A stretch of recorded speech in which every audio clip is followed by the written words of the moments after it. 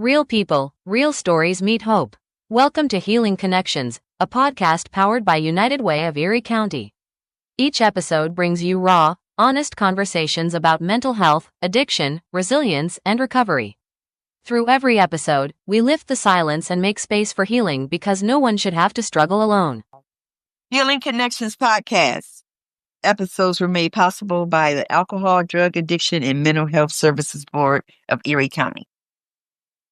E.J. Brinson is the host of Healing Connections. He is the creator and producer of the podcast. He is dedicated to breaking down stigma and driving actionable change around mental health and addiction. With over 20 years of experience in nonprofit leadership and program development, he currently serves as CEO of United Way of Erie County. Meet our special guest, Ben Haraway. He is an Edward Jones financial advisor that is passionate about helping individuals and families create and manage wealth in alignment with their long-term goals. His background as a CPA has provided him with a strong foundation in understanding tax-efficient investment strategies, allowing him to help clients understand their opportunities and to make informed, tax-efficient financial decisions by collaborating with the CPA his clients already know and trust. He believes that understanding your values, priorities, and vision for the future is the foundation of preparing financially for your future. His approach is centered on building personalized strategies that not only support these goals but do so in a way that minimizes risk while maximizing return potential.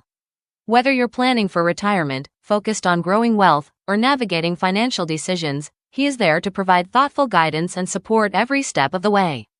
United Way of Erie County is a client of Edward Jones. To join Healing Connections podcast, email us at healingconnections@uweeriecounty.org.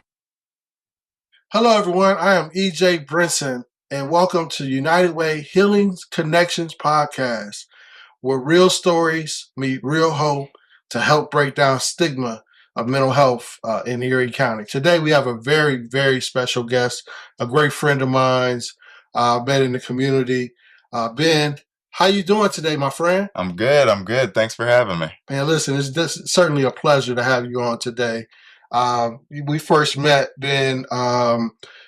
They sponsored, they're our trophy sponsor for our United Way Erie County kickball tournament. Yep. And right. So what did you think about that?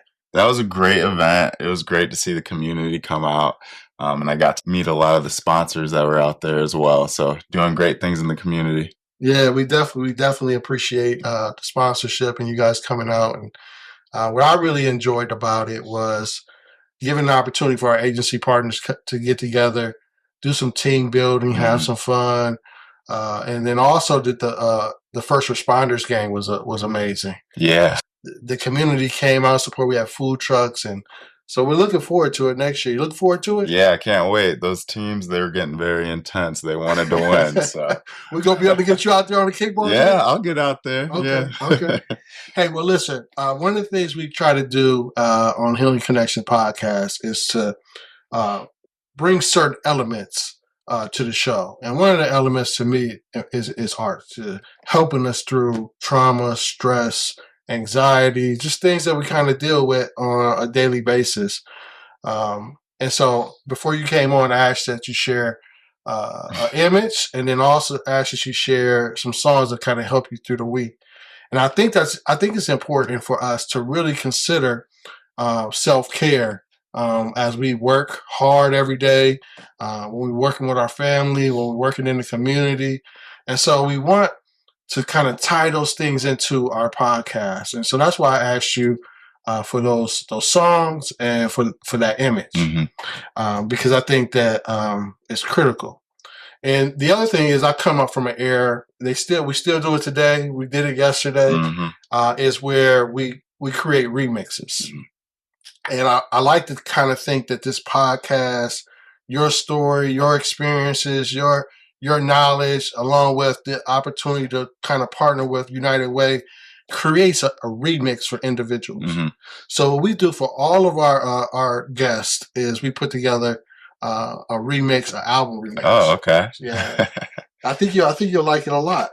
So what we did, now I couldn't bring you to Cleveland Browns, right?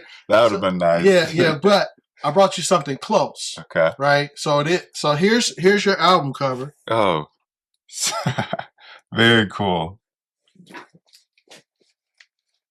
I like that. You like that? Yeah, that's Yeah. good. You got the money in the And the you got bottom my of the songs on the back here. Songs on the back. Yeah, I appreciate that. Thank you. Yeah, so that's yours, man. We want to kind of emulate, make sure that we have that tie. Yeah, thanks, EJ. Yeah. I appreciate it. Can we talk a little bit about the songs? Yeah. What they mean to you, each song, and how they help you get you through the week? Yeah. So Known by Torrin Wells, that's a good one. Like when I'm feeling like and really big into my faith, I feel like it's uplifting. It's just a positive, whether it's start to the day or start to the week. So that's why I included that one. T.I., I Got Your Back. I love that one. It's just a great song. And then also, I love T.I. Yeah, he's good. He's a good dude. And I just think about like the friendships that I have.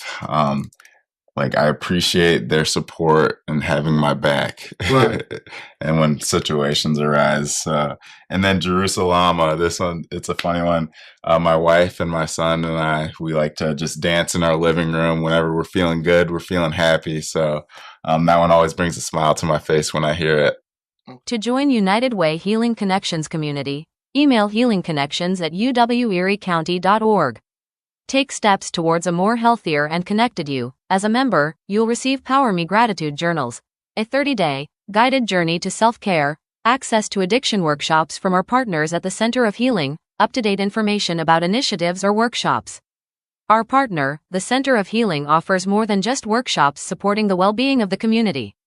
They provide individual mental counseling with payment options with multiple insurance plans, EAP, and private pay, making care accessible to all. Mm-hmm. Okay. You from the area? Yeah, so I'm originally from Norwalk, Ohio. I moved down to Columbus after I graduated college. Worked in public accounting for about 5.5 years. Got a CPA there, got a lot of great experience.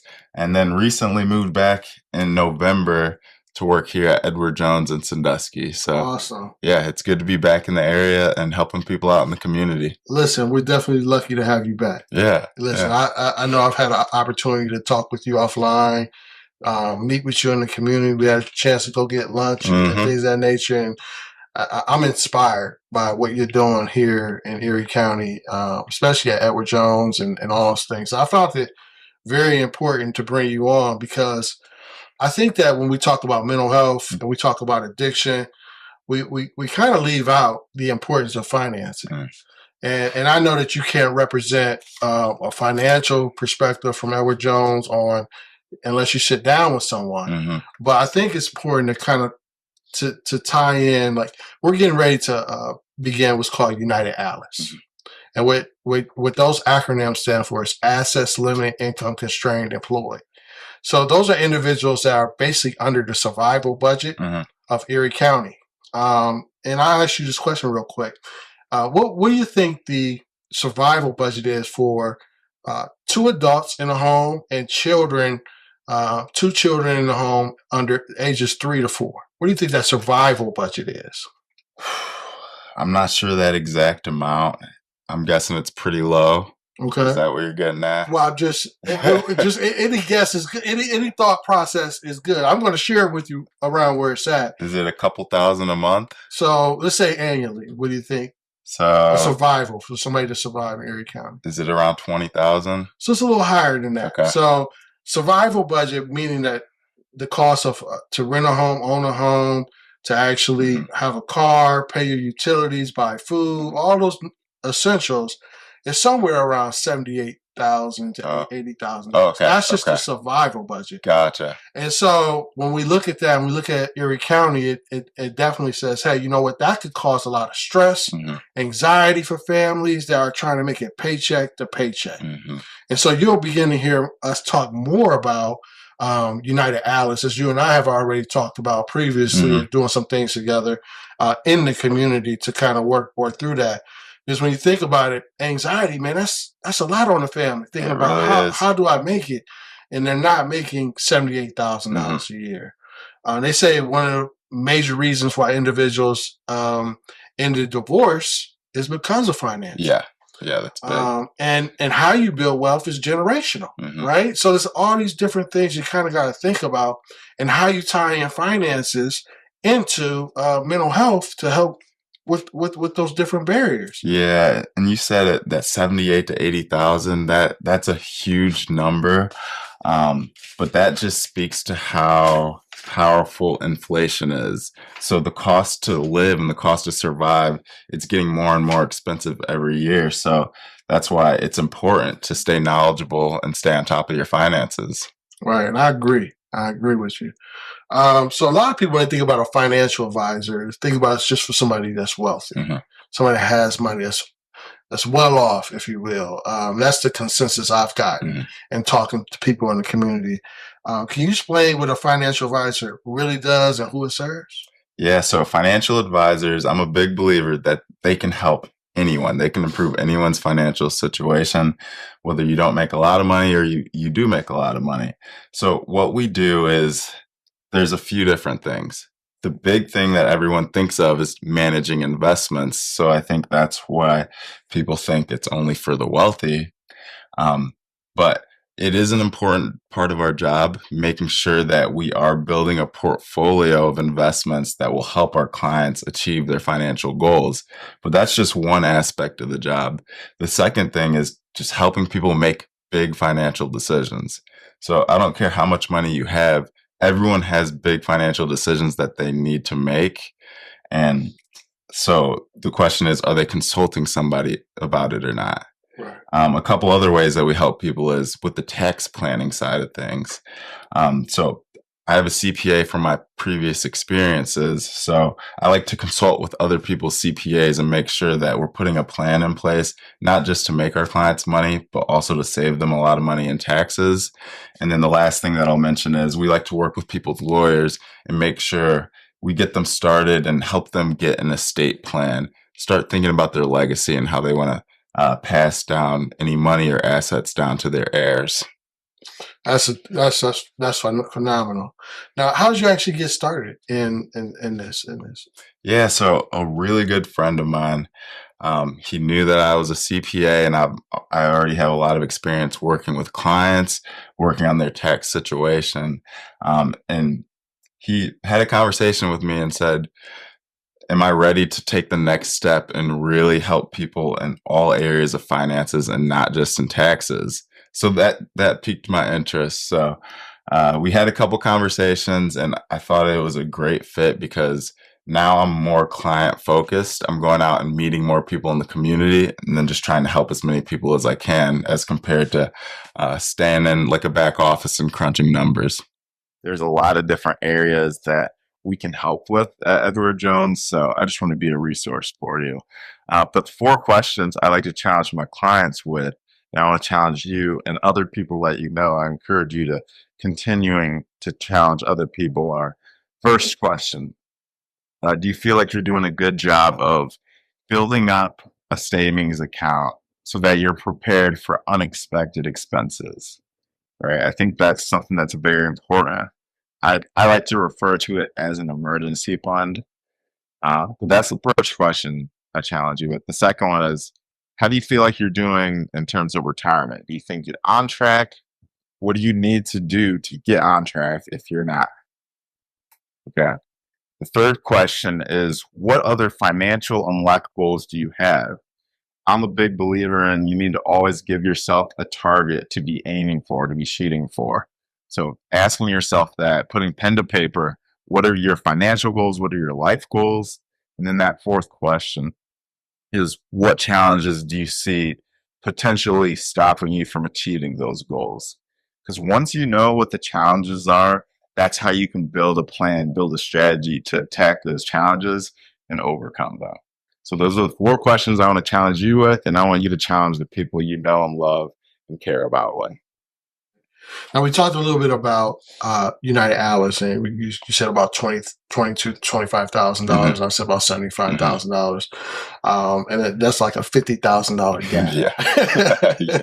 Now, do you think that families, I would say, penny pinching and trying to make ends meet, like where do they start? I mean, do you think a lot of stress, anxiety comes with even just the thought of investing and put money in? Like, what would you say in regards to that? Absolutely, because it is scary to think about the potential of losing money. So you want to hold on to it. But what that leads to is bigger issues because, like I talked about earlier, inflation. So any money that you're keeping, you're holding, let's say you stuff it under a mattress, you're kind of losing money each year because your money is losing its purchasing power. And I mean, I understand why people do that because they don't want any risk. But the good thing to know is if you're invested in high quality investments and you're investing for the long term, the risk is worth the return will be worth the risk because we start talking about fluctuation in value instead of what's the chances that I lose all of my money. Okay, that's great, man. That's really good. Let's talk a little bit about access. So, why don't more people in low income situations or working paycheck to paycheck use financial advisors? What do you think? Yeah, I think it is a lack of resources. They don't know who to reach out to. And it also could be they might be maybe a little bit embarrassed because they're not proud of the financial situation that they're in. But I think it's really important to always be increasing your knowledge and try to find an expert to talk to and start having those conversations because there's little things that you can do that can make a huge impact over the course of your life. Right. And that could be somewhat stressful too, right? You think, and one of the ways of actually talking to a financial advisor would be, what are some of those initial steps to kind of? Yeah. So I work at Edward Jones and we are very focused on the community and we want to help as many people as possible. So I would encourage you to call up your local Edward Jones. I'm proud to say that there is an Edward Jones branch, and I think it's every single county in the United States. There might be one that we're not in, so we're all over the place, and it's our goal to be closer to everyday people and be in touch with the community. So reach out to us, and we'd be happy to have a conversation. That's awesome. Do you have any stories of individuals that maybe started off that they feel that, hey, you know what, I had enough money to invest, or maybe someone's going through a divorce, which is a trying time for some people in regards to beginning to invest their funds. Do you have any stories of hope that individuals began to invest initially and maybe were in a stressful situation and they work beyond that? Yeah. Like just here recently, we had a client come in and they didn't think that they should invest for their retirement because they were a little bit older. They thought they were too late in the game and that it was too late. But we just had a conversation with them. We analyzed their budget and we put together a plan and said, hey, if you are able to do these steps, you can still be in a great position once you get older and you start thinking about retirement. But it's good to start as early as you can. So you can definitely make an impact if you just start the conversation. Okay. Awesome. Now, what do you guys actually do now currently in the community and providing education? Is it just someone has to actually call in and make that connection with a financial advisor? Are there workshops in the community individuals can participate in to kind of learn more? Some of those baby steps. Yeah, so we like to put on seminars that we invite people to. The last one we had was in June. We had one, and they were just teaching about Social Security because there's a lot of intricacies with that. So we had an expert come in and really break it down. So yeah, be on the lookout for any seminars that we have coming up, and then we could do events like if we do things like the kickball event, right, like setting up a table. I like to hand out resources too. Right. One of the things that we're working towards is I don't know if I shared this with you. We have a bonsai tool. Did I share this with you about the bonsai? I'm not sure. Okay, so we create a partnership. It was with Premier Bank at that time. Now it's with West Bank. And what we've done, and this is going to be part of our United Alice portion of what we provide to the community, is we have a pathway for, it's called $1 million bag. And that's a way to kind of help individuals learn about different credit, debit things of that nature. So we would definitely be interested in trying to partner with organizations to be a part of those initiatives. You think that's something that you guys can help us with? Yeah, that would be amazing. That sounds like I would love to be a part of that. Because part of that is once they complete the courses, they'll get a $50 savings account. Oh, amazing. Turn a learned activity into an actionable. Mm-hmm. And I think that that's a good connector to teach individuals how to say, hey, you know what? I want to get into the game of investing. Doesn't matter where I'm at this time. Yeah, maybe I don't have a whole lot of money. But if I learn, knowledge is power. No one can ever take that away from you. Yeah, absolutely. So do you really see a correlation between generational wealth and stress and anxiety? If so, can you kind of like dig a little bit deep into that? Yeah. And the thing with wealth is funny because money doesn't solve all your problems, but what I think is very important is economic security. So if you have a good understanding of what your goals are in life, financial goals and just life goals, and you feel like you're on track and you're in a good spot, I think that leads to happiness in other areas of your life because of the lower stress and then other things that come with that. Okay. Now, someone that's maybe have a lot of debt, is there like any coaching tools that you guys help individuals before they invest and say, hey, pay off some of your debt before you begin to start to invest? Like, what can you walk me through? Like, if I was to come in and say, hey, you know what? I make $30,000 a year. I got X amount of, how do you determine how much they can invest? So what I like to tell people to do is to, number one, look at their budget. You can utilize the apps that are out there to see how much you're actually spending and see if there's extra money that you could use to either invest or to pay off debt. So step one is to analyze the budget. Step two would be to open up a bank account different from where your other primary checking and savings account are, because that money should be set on the side. It should be out of sight, out of mind.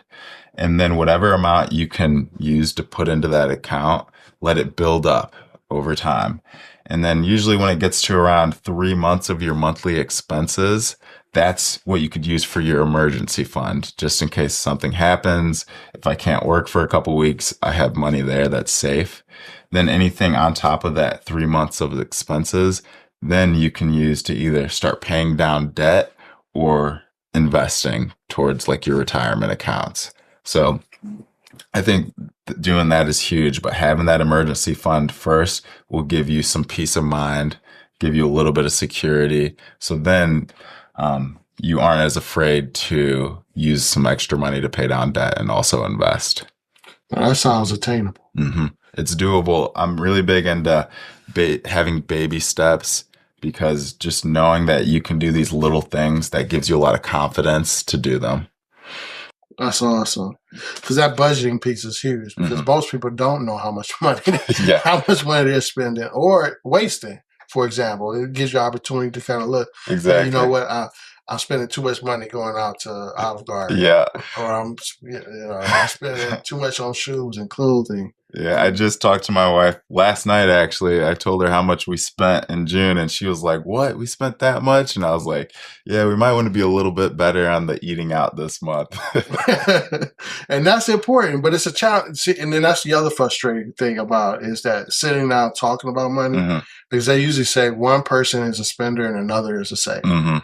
So, like, what's your thoughts on that? You said you had a conversation, but not using you and your wife. Like, how challenging that might be, and kind of moving and transitioning from that. Yeah, and you mentioned it earlier. One of the leading indicators of divorce or causes of divorce is finances and financial stress.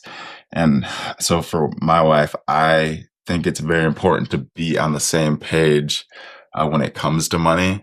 Have a game plan, then you guys can hold each other accountable.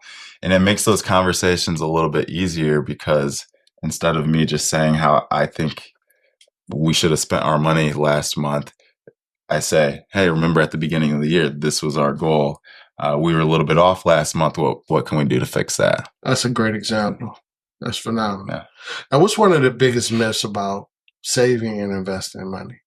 So the biggest myth, I would say, is people who think that they're too late in the game, or that if they think they don't have enough money to invest, because it really is crazy how far little investments of money each month will go over the course of your life, because it's called compounding. Because if you, like, let's say if you're throwing $50 a month into an investment account, Each month you get a little bit of return, and then it compounds and compounds, and it can really add up over the course of your life. That's good. That's good information. So in your experience, what's like a good age to get started in investing? I always say as soon as possible. And if you have kids, I encourage you to open up a bank account or open up a college savings account. And even if it's just a little bit of money each month, start funding it for your kids so they can see how much it's grown over their lifetime. And then hopefully they carry what they learn into their adult life. So include them into the conversation. Yes, exactly. Very early on, Mhm. kind of showing them That's right. how to invest money and what money is, the value. And that's our piece is called True Currency through our Bonsai tool, our pathway for safety net services, because we want to show individuals that, hey, you know what? Your money actually works for you. Mhm. Yeah.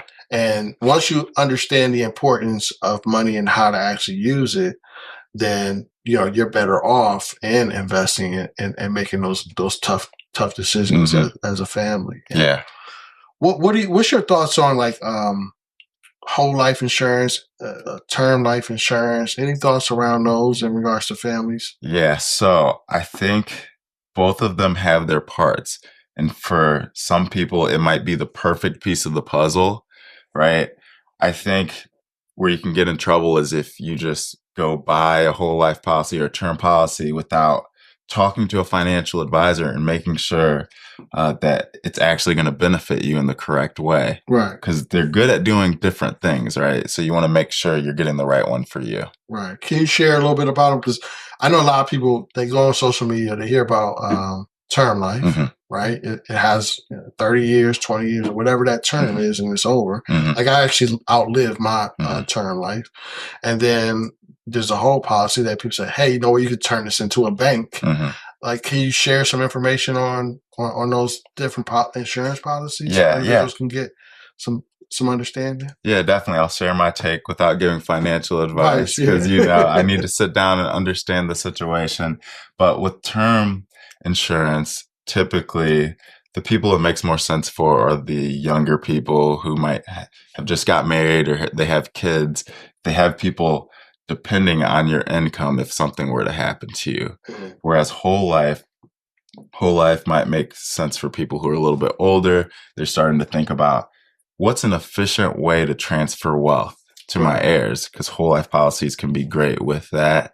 And then sometimes there's cash values that come along with that. But you definitely want to be careful about which policies you're choosing and just make sure that it's right for you. Right. That's good advice. Well, that's a good statement. Yeah.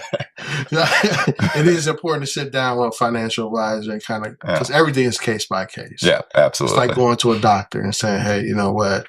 These are the things that's going on, and can you kind of work me through? Yeah, because like I just said, I said a term policy typically makes sense for a younger person, but I have older people that it made perfect sense for them to do that, and then vice versa with the whole life policies. So, right.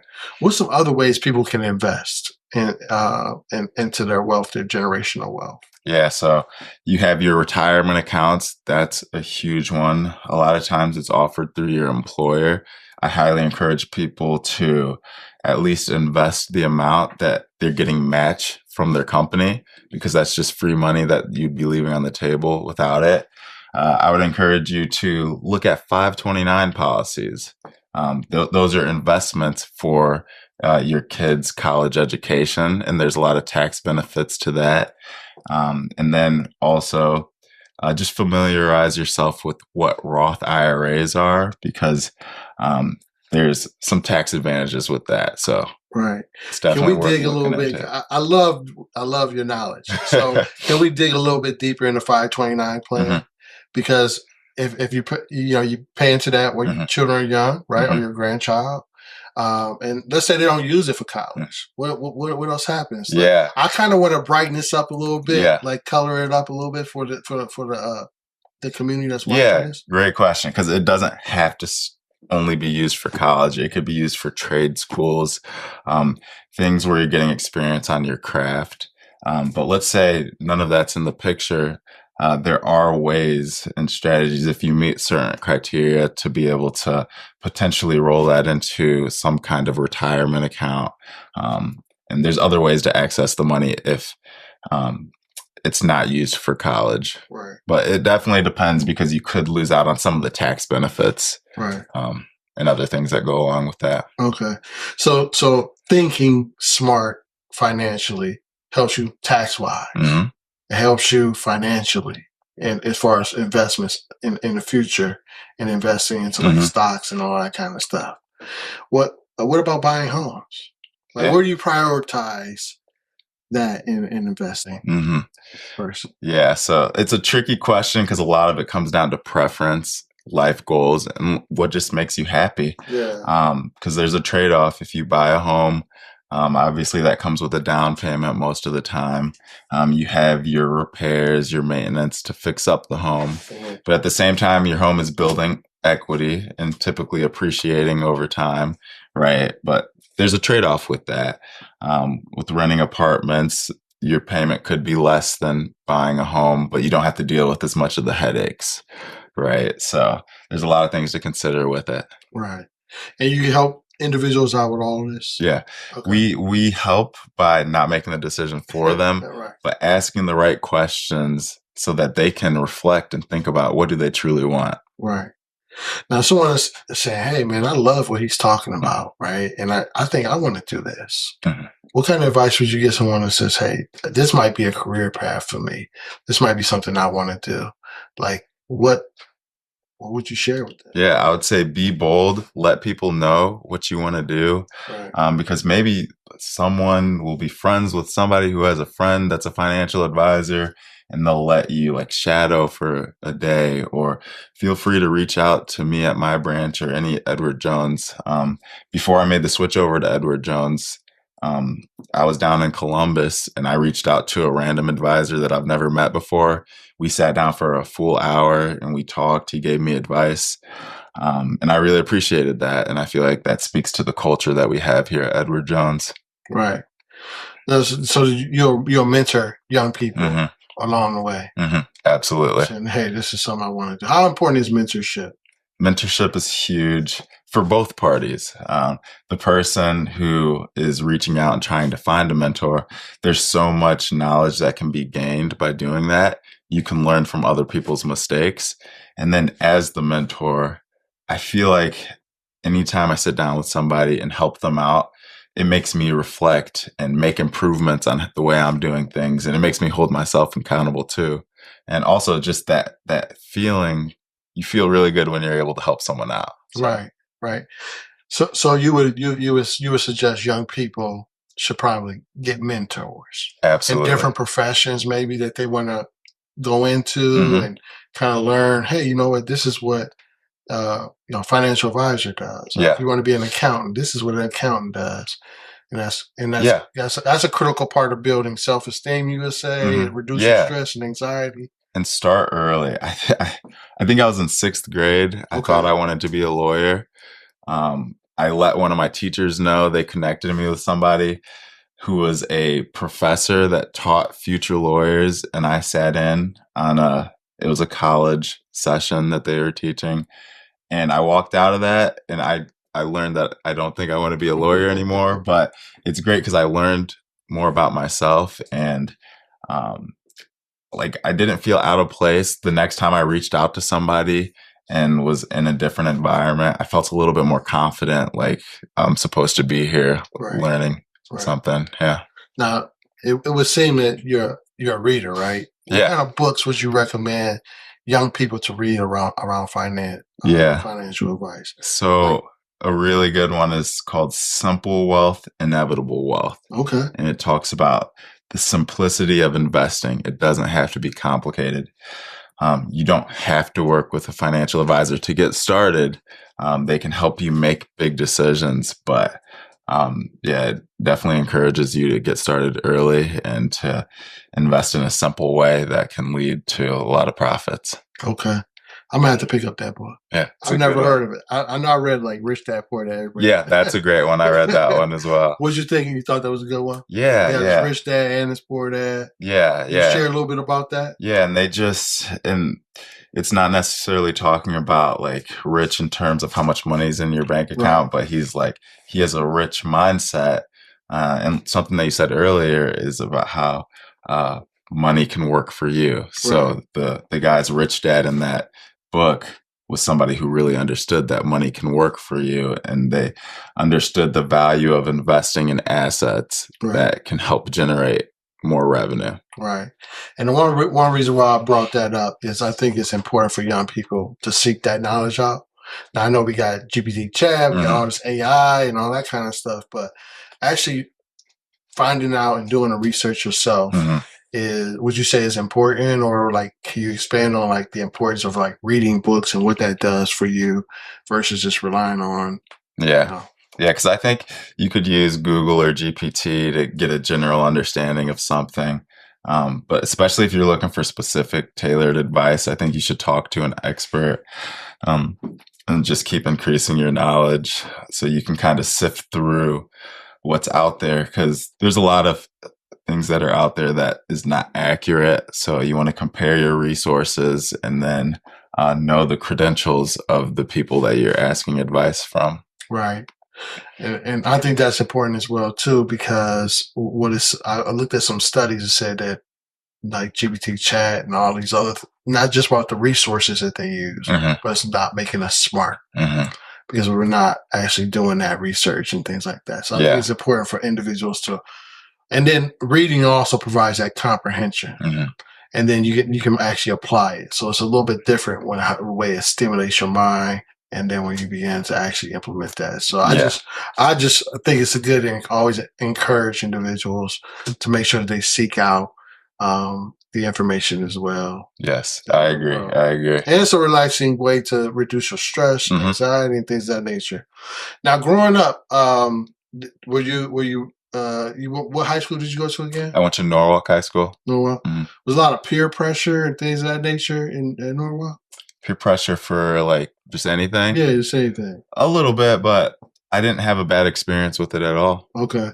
So the reason I brought that up is peer pressure is one of the highest pieces for young people. And one of the things I really try to do is tap in and make sure young people, get access to as much help as they possibly can to around all the different areas. Any suggestions for them in regards to like reaching out to individuals, that may deal with peer pressure, stress, anxiety, those types of things? Yeah. I would start the conversation with your parents, or if there's a guidance counselor at your school. I think when you're a younger person, battling peer pressure can be really tough. Right. But the first step is realizing that peer pressure is out there and that's what's happening. And then if you talk to the right people, then you can start to build the tools to help you come up with your own opinions and make your own decisions for yourself instead of relying on what other people want you to do. Right. That's good advice, man. Well, listen, I know I'm encouraged about the opportunity to kind of work with you in the community around financial education and see how we can reach young people and adults through our initiative through United Alice and True Currency. That's our bonsai tool to help individuals that's struggling. And then the $1 Million Bag, which I think is a catchy phrase for individuals. So I think we'll have some good conversations and we'll put some workshops together for that. But I truly appreciate you coming on today and sharing. What else would you share when it comes to financial education, stress, anxiety, to help individuals be encouraged to say, hey, I want to seek out and make a change financially? Yeah, I think it's just important to understand how good of a feeling it is to have economic security, and if you're not there yet, to have a plan where you're confident that, yes, I can achieve financial success. I think it does wonders for your anxiety, for your stress levels. So make it a priority, make time for it, and reach out to the professionals, because we'd be happy to help. That's awesome. One of the things, final things we like to do, did the remix album. Oh yeah. Did you like that? Yeah, I did. Yeah, it was creative too. The other thing is we have is what's called the Power in Me journal, Okay. and we give it to all of our guests that they go through 30 days, and it takes 5 minutes to spend by yourself to help empower you and re-energize you. And so what we have is what's called the Power in Me. Oh, amazing. To open up, it's the same exercise every day. Okay, cool. Tell us what you think about that. Read through it real quick and tell us what you think. I see a 5-minute gratitude journal. You're talking about the things that you're grateful. I feel like that's got to be amazing for your mental health, because as humans, it's so easy to just focus on the negative. So this kind of puts things in perspective that great things are happening. And then, so you would follow this every single day? Did you say for 30 days? 30 days. Yeah. Every single day. Yeah. What's the 3 things about today? So you're getting specific with it as well. What did you learn? Knowledge. Yeah. One thing you will do tomorrow for yourself. Right. So you can hold yourself accountable too. Look back to the previous day and ask yourself, did I follow through? Right. So yeah. That's powerful. Really cool stuff. Yeah. Right. Well, listen, that's yours, man. And we asked in a month, you tell us if it makes you feel better, energy wise and all that. So amazing. I'll do this with my family, my wife and my son Rome. That's beautiful. That's beautiful. So have you worked with United Way in the past, other than working with us? No, I haven't. Okay. Just when we started working together here last fall. Okay. So have you so you're not actually from this area of Erie County, correct? You're from Huron County. Okay. Did you hear a lot about United Way at Erie County here since you've been here? Now I have, yeah. I feel like you and the organization are doing a great job of putting on events and working with the agency partners out there to do good in the community. Okay. What kind of advice should you give? For you? Yeah. Oh, man, that's tough, because I feel like you're doing things the right way. You're worrying about educating the community, empowering the community. So I would keep on doing that. And I don't think I have anything to add on top of it. Okay, well, we'll talk some more about it. Okay. I think everyone has some room to kind of either improve or find ways to be more impactful. And it's important for me to find that out, because we want to reach everybody, because that's what United Way is. United Way mobilizes a community action so all can thrive. And in some ways, United Way hasn't done the best job to reaching everybody. And when I say everybody, I'm talking about the whole entire community. Well, thank you so much for your time, my brother. Yeah, thank you, EJ. This episode moved you, inspired you, or reminded you while healing matters, consider donating to the Healing Connection podcast. Your support keeps sharing real stories, lifting real voices, and bringing help to our community. Together we heal, together we rise.